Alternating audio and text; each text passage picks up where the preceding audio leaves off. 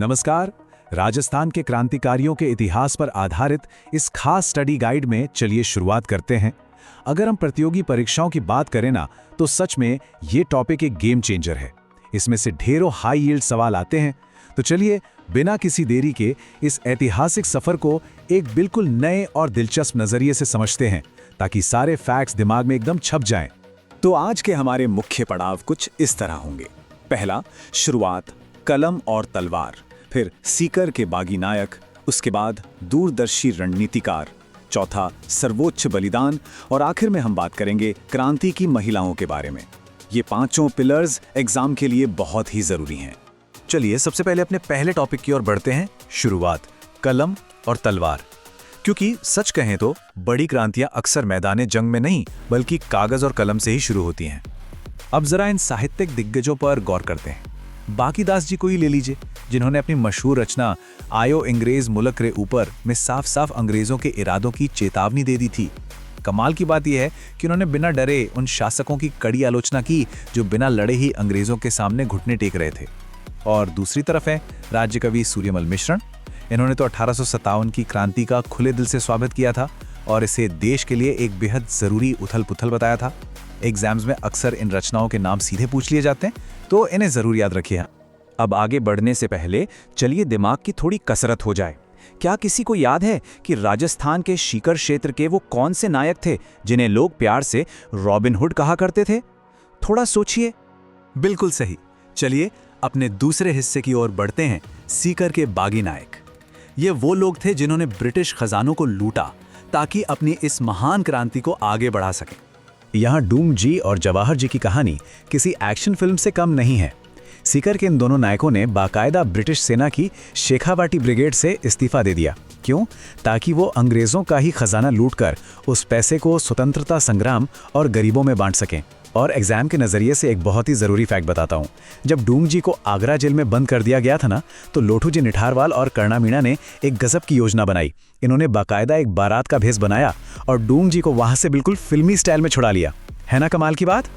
अब इस स्लाइड पर जो नाम है उसे तो बिल्कुल रट ही लीजिए, राजस्थान के मंगल पांडे। हम बात कर रहे हैं अमरचंद भाटिया जी की।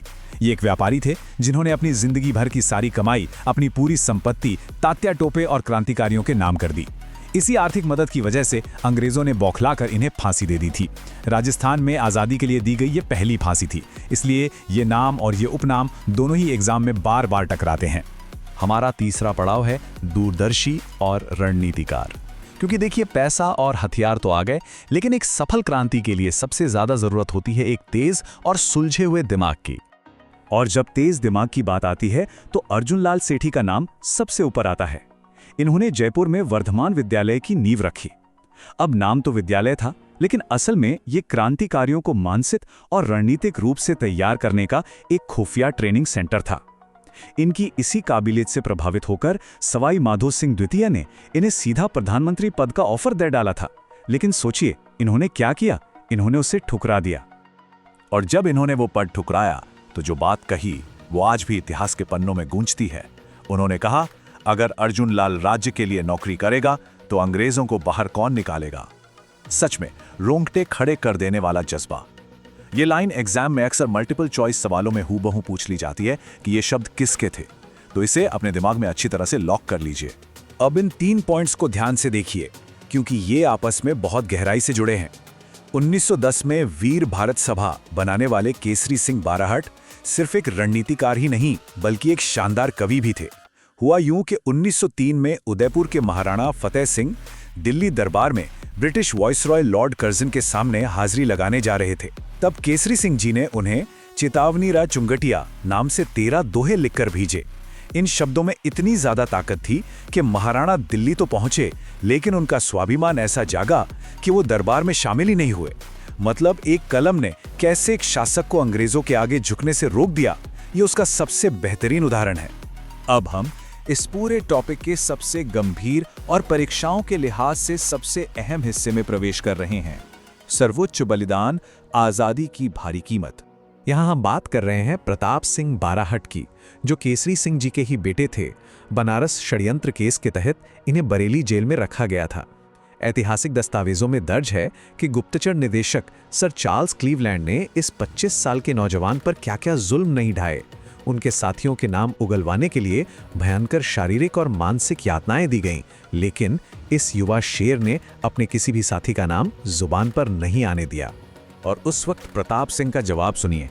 जब क्लीवलैंड ने उन्हें पिघलाने के लिए कहा कि तुम्हारी माँ तुम्हारे लिए बहुत रोती है, तो उनका जवाब था, मैं अपनी माता को हंसाने के लिए सैकड़ों माताओं को रुलाना नहीं चाहता। क्या अद्भुत धैर्य रहा होगा। ये कोटेशन सिर्फ एक फैक्ट नहीं है, बल्कि प्रताप सिंह के सर्वोच्च बलिदान को याद रखने का एक बहुत बड़ा इमोशनल एंकर है। खुद क्लीवलैंड को हार मानकर कहना पड़ा था कि उसने आज तक ऐसा दृढ़ निश्चयी युवक नहीं देखा। चलिए अब बात करते हैं एक और महान क्रांतिकारी सागरमल गोपाजी की। स्क्रीन पर दिख रही इन 3 किताबों के नाम तो बिल्कुल मेंटल हाइलाइटर से मार्क कर लीजिए। आजादी के दीवाने, जैसलमेर का गुंडा राज और रघुनाथ सिंह का मुकदमा। सागरमल जी ने जैसलमेर की राजशाही और उनके अंग्रेजों के साथ जो रिश्ते थे उसके खिलाफ एक बड़ी मुहिम छेड़ी थी। एग्जामिनर का ये फेवरेट एरिया है, इसलिए ये तीनों नाम उंगलियों पर याद होने चाहिए। ये जो टाइमलाइन अभी हम देख रहे हैं ना, ये एक बहुत ही हाई यील्ड क्रोनोलॉजिकल मैप है। ये आज़ादी से ठीक पहले के उन त्रासदी भरे अंतिम क्षणों का पूरा सार है। 1918 में बरेली जेल की यातनाओं से प्रताप सिंह जी का निधन हुआ। फिर 1942 में जोधपुर जेल में राजनीतिक बंदियों के हकों के लिए एक लंबी भूख हड़ताल करते हुए बाल मुकुंद बिस्सा जी शहीद हुए। 1946 में जैसलमेर जेल के भीतर सागरमल गोपाजी को अमानवीय तरीके से जिंदा जला दिया गया। और 1947 में आज़ादी से बस कुछ कदम पहले महज 13 साल की भील बालिका कालीबाई अपने गुरु को अंग्रेजों से बचाते हुए रास्तापाल में गोलियों का शिकार हो गई। इस ऐतिहासिक क्रम को समझना बहुत जरूरी है। खैर, इन गंभीर पलों से आगे बढ़ते हुए एक बहुत ही दिलचस्प और पेचीदा सवाल पर आते हैं। क्या किसी को मालूम है कि राजस्थान आंदोलन के दौरान गिरफ्तार होने वाली सबसे पहली महिला कौन थी? चलिए, इसी सवाल के साथ हम अपने आखिरी सेगमेंट की तरफ बढ़ते हैं।